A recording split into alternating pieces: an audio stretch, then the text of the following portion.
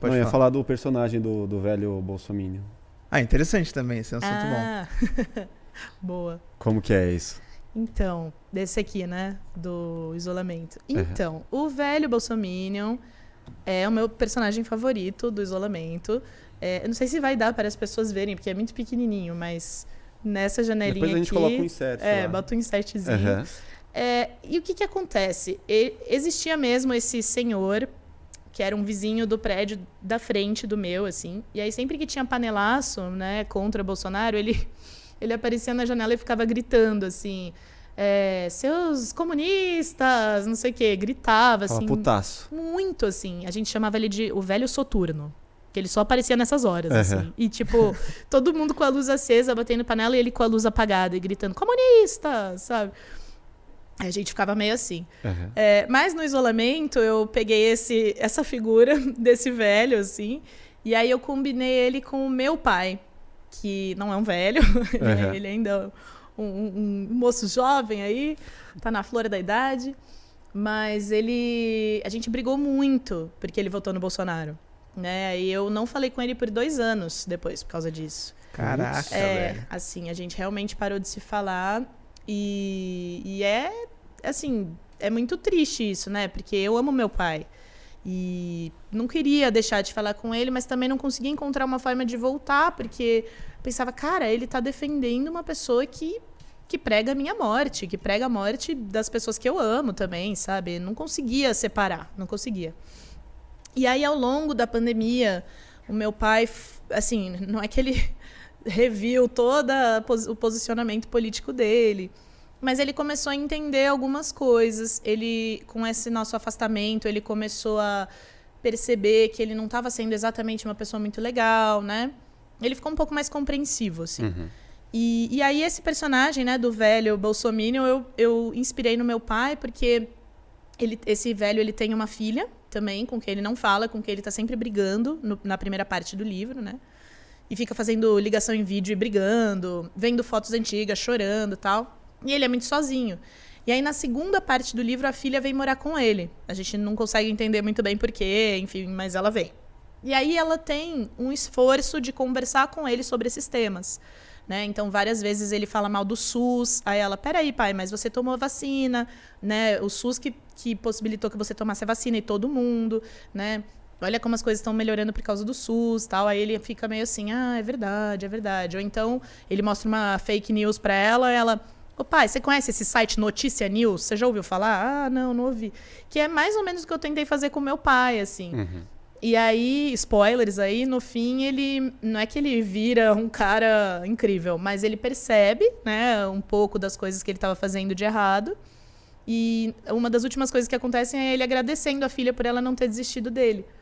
Né? Então, que foi mais ou menos o que aconteceu com meu pai, mais ou menos ali. Então, é um personagem muito especial para mim, assim, porque foi um jeito de eu reatar com meu pai. Mas agora, passados, sei, 2, 3 anos do começo da pandemia e tudo mais, e tudo isso que aconteceu, essa divisão que aconteceu entre famílias, que já vi vários casos, como você avalia isso? Valeu a pena, tipo, essa divisão ou esse fato de ter se desentendido dessa forma? Olha, pra mim não é uma questão de valeu a pena ou não. Pra mim era uma coisa inevitável, sabe? Eu realmente não conseguia olhar na cara do meu pai, assim, e outras pessoas da minha família também. Toda a família da minha mãe, que é do Rio, e são super bolsonaristas, até hoje eu não falo muito, assim. E é triste, eu acho triste. Mas é que pra mim não tem como, sabe? É como se, sei lá, cara, como se eu fosse uma menina judia e a minha família decidisse defender os nazistas. Pra mim é isso. E aí não tem como. É tipo, como é que você vai defender o nazista sendo que eu sou judia e esses caras querem me matar, entendeu? Pra mim é isso. Mas assim, foi defendido de que, lá no começo, né? Era assim, se o Bolsonaro ganhar, vai matar todos os gays da Paulista, não sei o que lá. Não, se entrar à esquerda, vai virar a Venezuela, tudo mais. Assim, pontos muito opostos, assim, muito pessimistas, né, de que aconteceria. O Bolsonaro foi eleito e não saíram matando todo mundo. Pelo menos não que eu saiba, isso não aconteceu.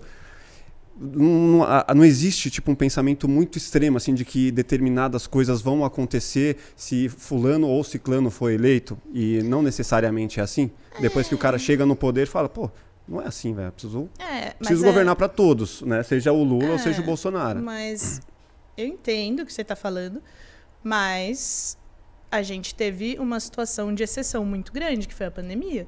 Que a gente teve muitos mortos justamente por causa dessa pessoa. Tipo, dessa pessoa que estava no poder, né? Políticas públicas que não foram seguidas e que, se tivessem sido seguidas, teriam salvado muita gente. Muita gente teria morrido ainda, né? Mas, enfim, não estaria nesse nível, né? Então, assim, eu não... Mas até então, até ele ter sido eleito, não tinha pandemia, não tinha nada. Sim. De uma certa forma, já existia esse medo dele ser eleito, né? Sim. E muitas famílias já brigaram por conta disso. Sim, lá em 2018 ainda. Então. Eu tenho um amigo... eu acho que a gente tem que sempre lembrar... Já dividiu antes da pandemia. Com certeza. Né? Mas acho que a gente tem que lembrar também que a gente está num contexto muito privilegiado aqui, sacou? Tipo, quem que tá na base da sociedade e que tá sofrendo operação policial nas favelas, sabe? Não é só uma questão de... ele vai matar todos os gays. Não é só isso. Porque se fosse só isso, a gente... não sei, daria para se organizar dentro dessa coisa específica, né? Dentro desse lugar específico de pessoas LGBT sofrem violência. E beleza, vamos lutar contra isso. Mas é uma coisa que tá dentro, assim, desse plano de governo, sabe? Tipo assim, pessoas estão morrendo aí, estão sendo mortas pela polícia em incursões policiais que acontecem quase todo dia, chacinas que acontecem quase todo dia, e isso não é por acaso, isso é um projeto de governo, né? Mas isso já vinha antes também, você vê os Racionais, antes de ser governo Bolsonaro, os Racionais já cantavam isso. Sim, com certeza, porque faz parte do capitalismo, Candelária, né? Tem várias várias histórias, mas total, chacina é um negócio que acontece a rodo, né? Não acho que é legal, claro. Claro Só tô que falando não. que isso existe há muito tempo. Assim. Mas sim, com certeza. Mas a gente nunca teve um governo que defendeu isso, né? E que se coloca chacinas policiais e assassinato de centenas, vamos dizer centenas de pessoas por mês, assim, como uma coisa normal, uma coisa necessária para acabar com o crime, entendeu? Eu acho que esse é o ponto. Não é, antes do Bolsonaro não tinha nenhum tipo de violência contra minorias. Claro que tinha. Sim. Tinha muito, claro. Senão a gente não estaria como a gente está agora, com certeza, né? Mas o problema é defender isso como se fosse uma coisa joia, entendeu? Falar que se um filho dele fosse gay, ele preferia que tivesse morto, esse tipo de coisa, alimenta esse sentimento, entende? Alimenta uma galera muito louca que existe no Brasil, né? Exatamente. E aí quando você defende isso, pra mim é difícil de segurar a barra, entendeu? Sim. Porque, por exemplo, o meu pai, vou usar o meu pai como exemplo. O meu pai, não é que ele defendia isso, assim, não é que ele falava que todos os gays precisam morrer, não falava isso.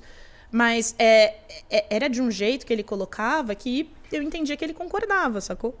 Tipo, se filho meu fosse gay, não sei o que eu ia fazer, nananã. E assim, eu sou bissexual, então... Sim, sacou? Pegava no calo. Exatamente. Aí, hoje em dia, a gente já consegue conversar melhor sobre isso. Já é outra parada, não é ele defendendo isso. Agora é ele tentando entender melhor, porque... Enfim, porque... Mas como foi a criação dele? Porque aí é uma coisa que vem de longe também, né? Total, Não, ele teve uma criação bem, assim... Foi criado pelo pai, o pai era super machão, sacou? Então tem tudo isso. Hoje eu tento entender, é isso. Mas é difícil pra mim falar, não, eu vou abrir mão de tudo, vou perdoar tudo e vai ficar tudo bem. Porque, cara, quando alguém tá te ameaçando ali de morte, tá ameaçando você, a sua existência, é difícil, né? Hoje vocês já estão melhor. Hoje sim. Que bom. Hoje sim. Fico feliz. Eu também. Porque, você imaginar... Cara, por exemplo, eu não consigo me imaginar brigando com um familiar assim puta, de uma Ficar forma 2 que anos você sem se fique falar, 2 né? anos sem se falar Pois por é. uma questão política, assim. Eu sei que é fácil falar sem estar na situação, mas, pô, não é legal, né? Ficar sem falar com seu pai. Não é. E é lógico que teve outras questões, no meu caso, não foi só essa questão Uhum. política, mas isso alimentou muito pra mim, entendeu? Total. Aconteceu com muita gente. Muita gente. E é isso, é o que você falou, assim. Também a gente, acho que tem muito medo envolvido, né, Uhum. dos dois lados. Como Sim. você falou, o Brasil vai virar uma Venezuela ou o Brasil vai virar uma ditadura anti-gay e tal. É. Beleza, também tem um lado que é, calma, gente, vamos respirar e ver qual que é o dado de realidade, né, o que tá acontecendo. Mas é difícil, assim, é difícil.